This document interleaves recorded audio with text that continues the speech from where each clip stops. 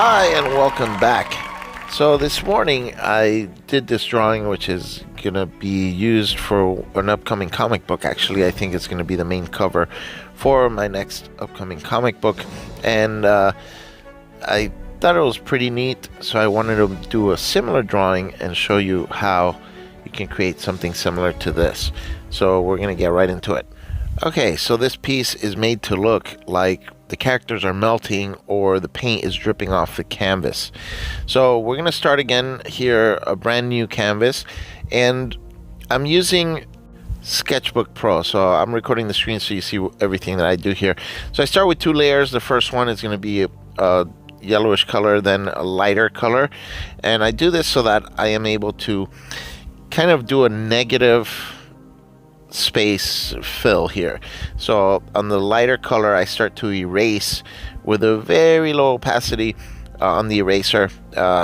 This is supposed to be the light that comes through between the trees, so the bottom part is going to be darker. That's where you're going to have the paint dripping and where you're going to have the characters, and on the top where the light is actually coming through, you want to have more lighter areas. So because there's trees and there's branches, you want it to look like lines, dark lines, light lines, and that's why you see it like this. Then I'm going to add some spotting with a much darker color, and then what I'll be doing is using a virtual tortillon to rub everything and smooth it all out so that it blends in a little bit better and it doesn't look so rough. Alright, so I've darkened the background a little bit. I wasn't satisfied with how light it was, and here I am using the tortillon, smoothing everything out, and as you can see, it starts to kind of blend in and it looks like it was all done on one layer, even though it is 3 layers overall. And then I'm going to create another layer, and that is going to provide the light, the actual light source coming through. And because the trees, we're looking at a vanishing point in the middle of the paper, it's going to be V-shaped, this light, because the tree line is going to be kind of going downwards on a slope from the top right towards the middle and from the top left towards the middle. So that's why you see a V-shaped white area there. I smooth it out to a pen that is tapered at both ends when you paint with it. So I test it out to make sure that it does taper on both ends, and also that the pressure sensitivity is right, so that it's significantly thicker the harder you press with the stylus, and significantly thinner when you press with a lighter touch. And I start filling out the tree line for the background that's further out, so it's lighter than the background that is closer to the viewer. So as you can see, I just do the trunks, just they're very rough, because what I'm going to be doing is smoothing them out with the tortillon. But the smaller branches, the withered branches, I use a smaller size for the same exact pen, and just do different sizes of these branching out, and just go free with it. You know, whatever feels right, and it'll eventually hopefully look decent enough so that you can move on to the next layer. So I decide that I want to do the placement for the people next. So another layer, and I start to draw them in with the same pen. Just again, very rough shapes. I will be smoothing them out as well, so I just want to know more or less where they're going to be placed. So I'm making 4 figures in this one. In the one I showed you at the beginning of the video, there were 5. I just wanted to keep it simple. This is a quick video. I didn't want to make it too long and too detailed. I just want to give you an idea of how I got to that final piece, to that final result. So I'm filling this in with the figures. Again, it's just solid colors, dark solid color on this layer. And again, it can be rough, because you are going to end up, or I will end up, smoothing this out so that it blends in, and so that all of these scratchy areas that have pieces that are not filled in, negative space, that will all smooth out as well. Next, I'm going to duplicate the layer so that I have a layer to work with, where I can paint the lighter shading for the figures. So as you see, I've duplicated the layer. I get the lighter color. with a rough pencil, and I just add in some of the highlights here. And as usual, I will be smoothing them out with the tortillon so that it doesn't look like a newborn baby drew it. Now be aware, when you smooth things out with a tortillon, you do lose the definition, of course, but you also lose some of the color depending on how you use the tortillon. It takes a lot of practice to know how to get it right, but if you're working quickly or if you're new to it, you'll have to fill in some of the areas where you lost a lot of the color. So that is what I'm doing here. Then I move on to the foreground. So here, the trees that are closer to the viewer or closer to the characters, I'm going to add those in. And just like the ones in the background, it's going to be rough, just putting in the basic outline of it. Again, it doesn't have to be straight lines. I generally don't like to use rulers in my drawings anyway, but when it's trees, you don't want a tree that's perfectly square, perfectly cylindrical, because that's not natural. It's going to look terrible.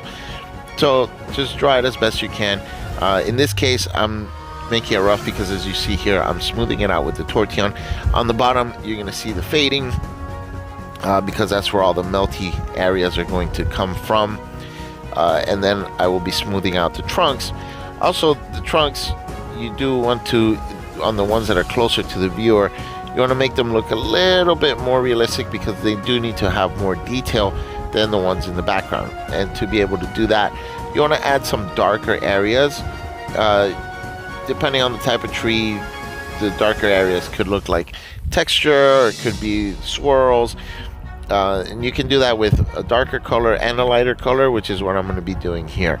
Now, although this is an eerie forest and the trees are dead, you don't just want to have stumps that are boring and look kind of funny like, I guess.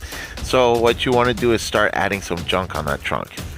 So I'm testing out some of the pens here to make sure they're the right ones that taper at the end, and the pressure as well. I'm testing it out, and then I just undo all my test drawings. So I'm adding more of these branches, and it adds weight and it adds balance to these trees and to the overall drawing, because if you just have the area in the middle on the top part there where the light source is coming through, if you just leave that open, it's going to look odd. It's too light, and contrasting to how dark the rest of the drawing is, it's going to look very, very unbalanced, and it won't be appealing to the eye. So you want to balance that out by adding a lot of these extending branches to fill some of that space. So now I start adding the texture to the trees. You'll see I'm using a darker color, and then I use the eraser to use the lighter colors, and that adds a little contrast. It adds some texture and some life to the trees, because again, the closer to the viewer, the more detail it should have. So I'll add these, and then I smooth those out as well with the tortillon. This is kind of a muddy drawing. That's how it's supposed to be. It's misty, it's muddy, it's eerie, and it's because it's a horror comic, and that's the style that this comic book is going to be. And I wanted the cover to reflect more or less the style inside the book itself as well. So now I'm testing out the different pens for the melty parts. So here we go. We start adding in different weights and different lengths so that it looks like real dripping paint or melting figures. So a lot of thin lines, a lot of thicker lines, long, short, and of course, what I'm going to do after I add all of this, I'm going to smooth it out, especially in the top part of these drips, so that it blends in better with the figures on the middle of the page, so it looks like it is coming from the figures. So you blend it in so that you get more or less the same color and fuzziness that you get with the figures. And then I also stroke down from the figure itself all the way down, following the drips with the tortillon, so that it smooths the whole thing out and it blends it. It looks like it is part of the original drawing. I then fill in some more because I realize I want the middle part of the figures to be melting down more, to balance out with the upper part of the drawing where you see the light source. Because it's like a V shape, I want the bottom to also be a V shape, so that leads the eye kind of towards the bottom, that's where the title is going to be for this book. So I want to draw the eye. Everything is going to lead down to that title. So everything has a purpose. Everything has a point of why it's done the way it is. So you want to make sure when you're composing, when you're doing your composition, you're doing a rough sketch or whatever, you consciously make decisions on where everything is going to be placed and what the reason for that is, for each item that you put in your drawing and for the placement of each of those items. So here I am now adding the highlights, the high highlights of the figures. These are very thin lines but very bright lines on the outer edges of some of the parts where the light would be hitting these figures. I think that draws attention to the figures as well, which is the focal point of the art itself. Because this is a cover, the eyes will be drawn downward to the title, but when they look at the actual drawing, the focal point is the figures. Even though they're not going to be detailed, that's where you want to look. And so I add these highlights, and that helps to keep the eye focused on them and not on the background. So now I've realized that I actually need more branches on the top because it's not dark enough. It's a little too bright. Yeah, it's kind of hazy, more like a Silent Hill type of deal, very foggy, but still kind of bright.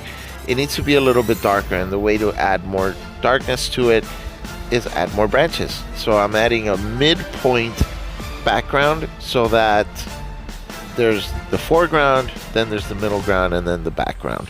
And these are going to have branches jutting out as well, and they're not as light as the background but not as dark as the foreground. And just like the other ones, I draw the branches jutting out from them, and then I will smooth out the trunks with the tortillons.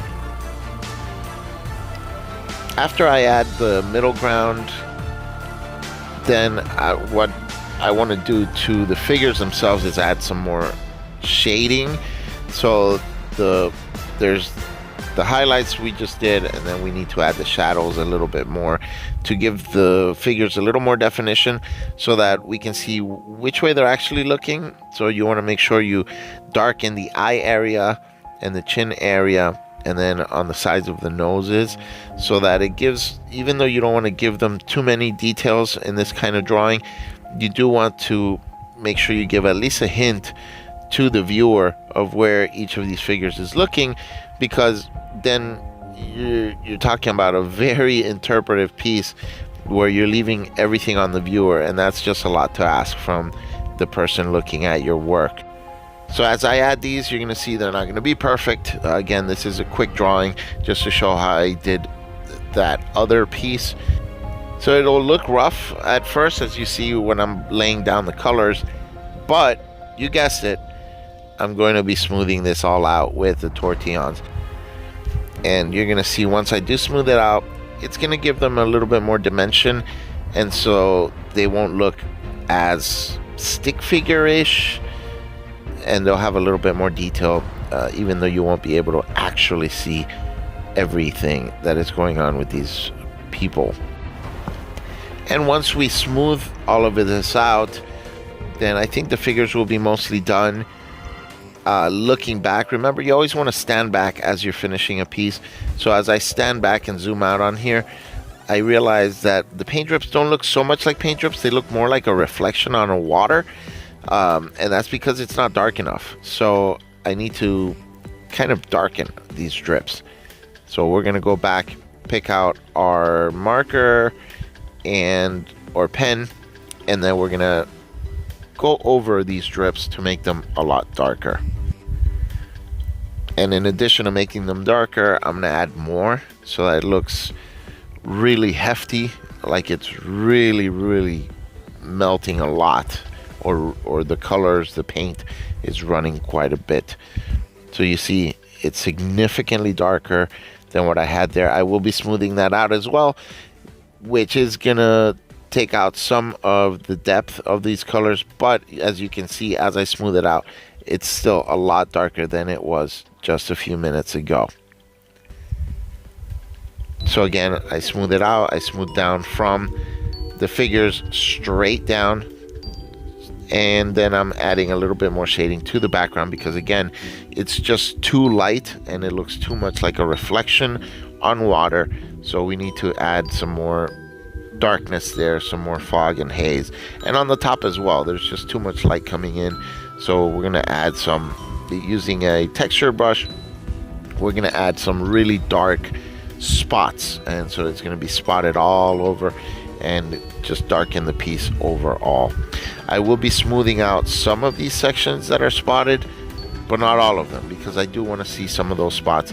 It's going to give it a little bit more life, seeing these spots. And this is the final piece, the original one, so that you can compare it. It is very different than the first one because I spent a lot more time on it. The figures you can see are a lot more detailed and the drifts are much more purposeful. All right, I hope you got something out of this video and we'll see you on the next one. Thanks for watching.